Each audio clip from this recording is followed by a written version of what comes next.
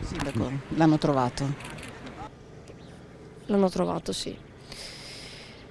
E questo triste epilogo di questa bruttissima vicenda che ha sconvolto un intero paese. Ecco, come avete operato? Il corpo è prima di tutto in condizioni di sicurezza dei nostri operatori.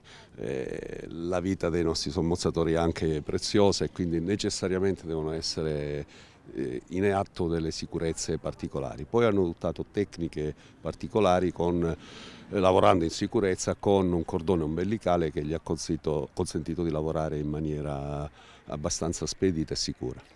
Il fiume in piena, limaccioso, una visibilità di fatto inesistente, hanno operato in condizioni difficilissime i vigili del fuoco del gruppo speleologico che intorno alle 16:30 hanno portato a riva il corpo di Alberto Pittarello, il 39enne che martedì mattina ha ucciso la compagna Sara Burattin.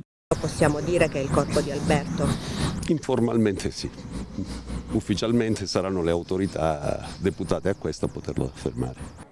Il furgone, a una profondità tra i 5 e i 6 metri, era stato individuato da subito, ma le cattive condizioni meteo e la piena del Bacchiglione fino ad ora avevano impedito il recupero. La cintura di sicurezza agganciata al furgone aveva i finestrini aperti, all'interno il corpo.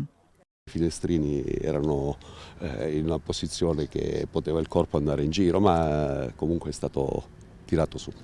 Una piccola folla si è riunita sull'argine sinistro del grande fiume ad assistere alle operazioni di recupero. Le acque marroni, un cielo grigio, il vento tipico del fiume, il corpo a disposizione dell'autorità giudiziaria in attesa della conferma ufficiale della sua identità.